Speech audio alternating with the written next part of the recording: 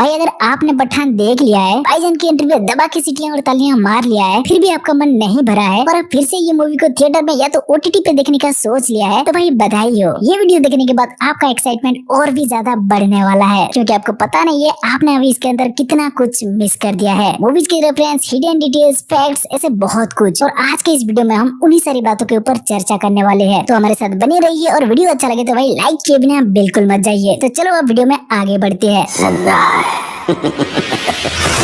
हाँ, तो सबसे पहले भाई मूवीज की रेफरेंस। पठान के अंदर हमें शाहरुख खान के कई मूवी के रेफरेंस देखने मिला है। जैसे कि जब रुबाई पठान को रक्त बीज के बारे में बताती है तो पठान बोलता है 7 दिन और रक्त बीज। ये रेफरेंस था कल हो ना हो मूवी का। 6 दिन लड़की इन, सिर्फ 6 दिन। फिर अगला पठान जब चाबी वाली कैरन आंटी के पास जाता है तो वहाँ तू है मेरी किरण गाना गाता है। और फिर आई लव यू किरण। और ये किसका रेफरेंस था हमें तो शायद बताने की कोई जरूरत नहीं, फिर भी हम इन सब डिटेल्स के ऊपर वीडियो बना रहे हैं तो फिल्म के नाम बताना तो बनता है। ये डर का रेफरेंस था। अब ट्रेन फाइट सीन पे जब पठान एक बंदा के बॉडी में होने वाला ग्रेनेड के पिन खींच देता है और बोलता है कि टाइगर इसके पास ग्रेनेड है और उसके पिन मेरे पास है, तो टाइगर बोलता है तेरे पिन खींचने की आदत कब जाएगी। तो भाई ये रेफरेंस था मैं हूं ना मूवी की। उसमें भी क्लाइमैक्स में शाहरुख खान के कैरेक्टर कुछ ऐसा ही करता है और गुंडा राघवन के बॉडी में होने वाला ग्रेनेड के पिन खींच देता है। तो यहाँ टाइगर उसी का रेफरेंस देके बोल रहा था कि तेरे पिन खींचने की आदत कब जाएगी। फिर अगला जब इस फाइट सीन के बाद ट्रेन गिर रहा होता है तो टाइगर बोलता है भाग पठान भाग, और ये रेफरेंस था करण अर्जुन के। अब जब सालों बाद एसआरके और भाईजान फिर से एक साथ दिखे हैं तो उनका पुराना मूवी का रेफरेंस देना तो बनता है ना भाई। वैसे सिर्फ यही है कि नहीं, आप अगर टाइगर और पठान के वो हाथ से हाथ मिलाकर फाइट करने के बाद पीठ से पीठ मिलाकर खड़े होने वाला सीन को भी देखोगे तो वो भी करण अर्जुन का ही रेफरेंस लगता है। खैर अब अगला जॉन भाई साहब के कुछ रेफरेंस। दुबई वाला सीन पर जिम पठान से बोलता है कि जिंदगी अलग होती तो शायद हम दोस्त होते। ये डायलॉग और रेफरेंस था धूम 1 की, जिसमें जॉन भाई साहब धूम मचा दिए थे। अगर तुम चोर होते तो हम दोस्त होते।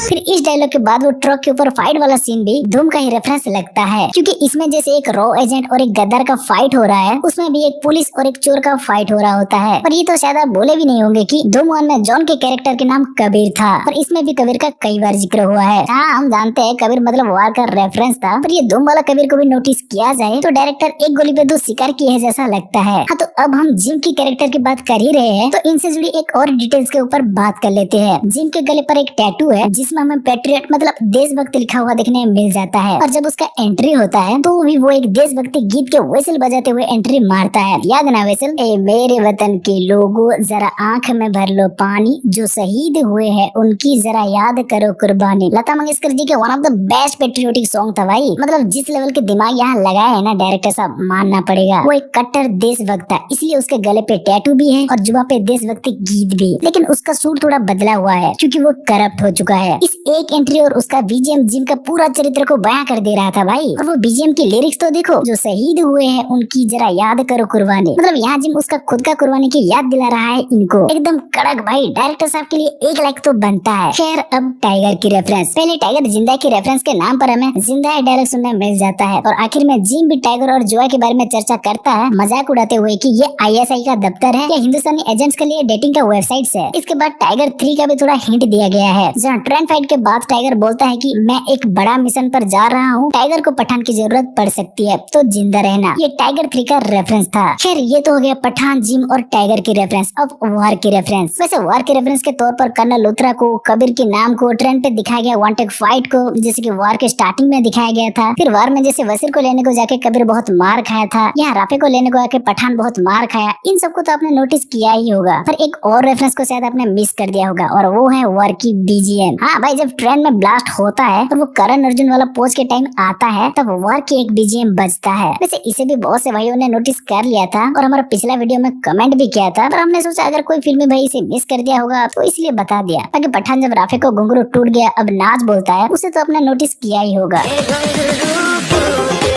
वैसे हाँ भाई, इसमें अमिताभ बच्चन जी के मूवी का भी कुछ रेफरेंस देखने मिला था, जैसे कि टाइगर को वो पेन किलर देते टाइम पठान बोलता है मर्द को दर्द नहीं होता, वो मर्द का रेफरेंस था। फिर वो बैंडेज वाला सीन पे रुबाई पठान से बोलते हैं कि लावारिस से खुदा गवाह कैसे बन गए, तो वो भी अमिताभ बच्चन जी के मूवी का ही रेफरेंस था। उसके बाद जब पठान रक्तबीज चुरा लेता है और ऊपर चढ़ते वक्त रुबाई पाइप को जलाकर काट देती है, वो भी अगेन अमिताभ जी के डॉन मूवी का ही रेफरेंस था। वैसे अमिताभ बच्चन जी के रेफरेंस के बारे में इतना कुछ सुनने के बाद अब कुछ भाइयों के मन में सवाल उठ सकता है कि भाई डर, मैं होना, कल होना हो की रेफरेंस रेफरेंस के बारे में समझ में आता है क्योंकि इसमें SRK है। धूम का समझ में आता है क्योंकि इसमें जॉन अब्राहम है। और टाइगर जिंदा है के साथ टाइगर 3 का रेफरेंस के बारे में भी समझ में आता है क्योंकि इसमें भाईजान भी है। पर अमिताभ बच्चन जी के रेफरेंस क्यों? उनका तो इससे या इस यूनिवर्स से कोई लेना देना नहीं है। वैसे भाई ये सवाल हमारे मन में भी उठा था। फिर कुछ फिल्मी भाइयों ने कमेंट करके कहा कि भाई इसमें सिर्फ टाइगर का ही कैमियो नहीं है, अमिताभ बच्चन जी के भी कैमियो है। तो भाई हम समझ गए कि उनका ये सारे रेफरेंस क्यों था। जिम का अंतिम चेतावनी के बाद जब एक व्यक्ति का हाथ दिखता है और वो बोलता है कि पठान इस पागल आदमी को कैसे भी करके रोको, वो असल में अमिताभ बच्चन जी ही थे। ऐसा सबका मानना है और हमें भी लगता है क्योंकि थिएटर में बवाल मचा हुआ था, वॉइस को अच्छे से सुन नहीं पाए, इसलिए 1% डाउट है, नहीं तो 99% सब यही बोल रहे हैं कि ये अमिताभ बच्चन जी ही है। वो आगे हमें स्पाई यूनिवर्स में भी दिखने वाले हैं, इसलिए उनका ये रेफरेंस था। पर आपको इसके बारे में क्या कहना है हमें कमेंट करके जल्दी बताओ। हाँ तो अब इन सब के बाद क्लाइमैक्स में एक स्पेशल सा रेफरेंस, जब टाइगर और पठान बच्चों पे नहीं छोड़ सकते, हमें ही करना पड़ेगा बोलते हैं, वो बॉलीवुड का रेफरेंस था। क्या क्यों कैसे आप जानते हो। खैर अब मूवीज की रेफरेंस खत्म हो गई हो तो चलो पठान के बाकी डिटेल्स और फैक्ट्स को निपटा लेते हैं। अफ्रीका के सीन में जब ये गुंडा भाई मिशेल डिलीवरी की बात को लेकर राफे को बोलता है कि क्यों उसे तुम पर भरोसा नहीं, जो डिलीवरी का लोकेशन वो बताएगा, तो राफे बोलता है जिम भगवान के ऊपर भी भरोसा नहीं करता, क्योंकि सच बात है जिम आखिर तक किसी को अपने प्लान नहीं बताता। पर क्लाइमैक्स के फाइट में क्यों पठान को सब बता देता है कि देख ये डेटोनेटर स्विच है, इसे मुझसे छीन पाएगा तो तबाही रुक जाएगा। इस बात को लेकर सब जिम का मजाक उड़ा रहे हैं भाई कि जिम ने ऐसा क्यों किया, क्योंकि भाई जिम अपना प्रतिद्वंदी मतलब पठान को महसूस कराना चाहता था कि उसके पास मौका था उस डेटोनेटर स्विच को छीनने का, पर फिर भी अगर वो उसे छीन नहीं पाता तो जिम के लिए वो जीत और भी आनंददायक बन जाता। इसीलिए वो पठान को उसका प्लान बता देता है और हीरो को एक आशा की किरण देकर उसे कुचल डालने की इरादा रखता है। पर जिम बोल जाता है कि उसका ईगो ही उसका कमजोरी है, तो वो हार जाता है। तो अब आशा है कि आप समझ गए होंगे कि जिम स्टार्टिंग से संभाला हुआ अपना प्लान को क्लाइमैक्स में क्यों इजीली पठान को बता देता है। अब अगला पठान हमें उसका हॉबी किंटसुगी बताता है, जो कि एक जापानीज आर्ट है जिसमें टूटा हुआ कीमती चीजों को जापानीज पीला हुआ सोने से जुड़ते हैं, जिससे कि उसका भाव और भी ज्यादा बढ़ जाता है। मतलब पठान वो रिटायर एजेंट्स को जोड़ के जोकर टीम बनाने की बात कर रहा था, जो टीम के बन जाने के बाद और भी ज्यादा स्ट्रॉन्ग हो जाते। पर क्या आपको पता है कबीर पठान के इस हॉबी के ठीक उल्टा है। वो सिर्फ ऐसे एजेंट्स को अपनी टीम में लेता है जो कि चुस्त दुरुस्त एकदम फिट हो, बोले तो परफेक्ट हो और उसमें एक भी कमी ना हो। खालिद का तो आपको याद है ना, उसका राइट पेरिफेरल विजन में एक ब्लाइंड स्पॉट था और उसके लिए खालिद को कबीर अपने टीम से निकालने वाला था। लेकिन पठान ऐसा नहीं है। मतलब कबीर और पठान का स्टाइल बहुत अलग है। सिर्फ इसमें ही नहीं, कबीर जहाँ अपना मिशन के लिए एक लड़की को फंसा लेता है, मतलब मना लेता है, वहाँ पठान लड़की के रक्त बीज वाला मिशन के लिए खुद फंस जाता है। दोनों का कैरेक्टर और हॉबी थोड़ा अलग है। अब अगला नंदिनी जोकर टीम को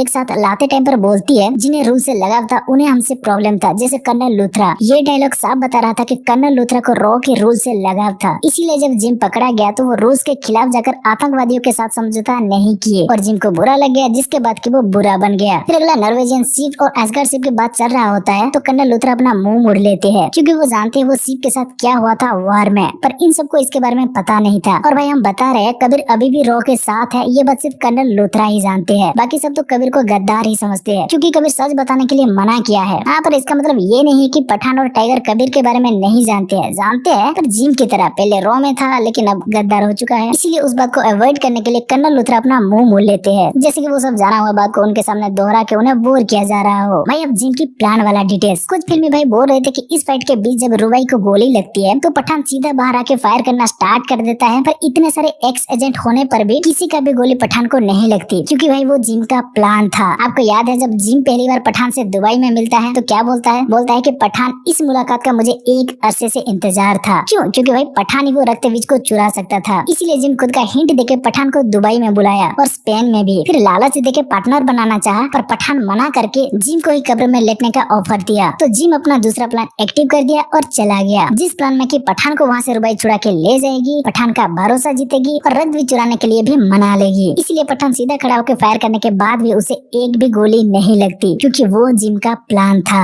अब अगला जिम के बारे में जानने के बाद कर्नल लूथरा किसी के मौत पर भी भरोसा नहीं कर सकते बोलते हैं, तो क्या ये लोग इस लाइन का यूज करके खालिद को भी वापस ला सकते हैं? पता नहीं, वापस लाते तो अच्छा होता यार, है कि नहीं? हाँ तो पठान जब जिम के फिरौती के लिए हमारे पास फंड्स नहीं है क्या बोलता है, तो कर्नल लूथरा फंड्स हमारे निजी मामले के लिए इस्तेमाल नहीं होते बोलते हैं, इसीलिए जब स्पेन में रुबाई बोलती है और महंगा शराब नहीं ला सकते, तो पठान बोलता है हमारे पास ISI जितना बजट नहीं है। रक्त भी चुराने के बाद रुबाई पठान चलने वाले पाइप को काटती नहीं, जला देती है क्योंकि उसका चाकू प्लेन से कूदने से पहले से ही गिर जाती है। अब वो चाकू नीचे जिसके ऊपर गिरा होगा उसका क्या हाल हुआ होगा, कमेंट करके जल्दी बताओ। अब अगला, क्या आपने नोटिस किया कि वो पठान के घर पे पार्टी रखोगे वाला डायलॉग किस लिए था? क्योंकि जिम वो मिसाइल लॉन्च करने के लिए अफगानिस्तान को चुना था और पठान अफगानिस्तान को ही अपना घर समझता था। वो बोलता है ना, मेरा अफगानी पठान फैमिली वो वहाँ ही होते हैं, इसलिए पठान के घर पे पार्टी रखोगे तो मेहमान नवाजी के लिए पठान तो आएगा वाला डायलॉग मिलता है। रुबई जैसे स्पेन में पठान को बचाने से पहले पठान को सॉरी बोलता है, वैसे ही पठान भी रुबई को रॉ से चुरा के ले जाते टाइम पहले सॉरी बोलता है, पर बाद में बात बदल देता है। जिम आखिर में जनरल कादिर को उठा के मैं खुद रक्त बीज हूँ बोलता है, क्योंकि जैसे वो वायरस अपना पराया देश विदेश कुछ नहीं मानता, जहाँ फैलता वहाँ तबाही मचा देता है, वैसे ये जिम भी है। वो भी अब किसी देश या लोगों को नहीं पहचानता, कॉन्ट्रैक्ट मिला तो तबाही मचा देता है। अब जिम जब जेटपैक लेके चला जाता है तो रुबई बोलती है जिम उठकर भागने वालों में से नहीं है, कुछ तो बात है। तो वो बात क्या है? बात ये है कि उसके पास रक्त बीज के टाइमर को बंद करने का डेटोनेटर स्विच है, लेकिन फिर भी भागने का क्या फायदा यार, जब ईगो में आकर उसे पठान को सारा प्लान बताना ही था, है कि नहीं? तो भाई अब इसके इतना सारा रेफरेंस डिटेल्स और फैक्ट्स वगैरह जानने के बाद इसे फिर से देखने का एक्साइटमेंट डबल हुआ कि नहीं बताओ? अरे सारा ना सही, पर इनमें से कुछ रेफरेंस या कुछ डिटेल्स को तो मिस किए होंगे ना भाई। और अगर इनमें से एक भी डिटेल्स को आप मिस नहीं किए थे तो भाई आपको सैल्यूट है भाई, आप पक्का एक कट्टर फिल्मी हो। अब क्या हमने इसके अंदर कुछ मिस कर दिया है और आपने नोटिस किया है तो वो भी हमें कमेंट करके जल्दी बताओ। तो भाई बस इस वीडियो को यहीं खत्म करते हैं। वीडियो अच्छी लगी हो तो वीडियो को लाइक करके अपने दोस्तों के साथ शेयर करो और चैनल को सब्सक्राइब नहीं किया है तो भाई सब्सक्राइब कर लो।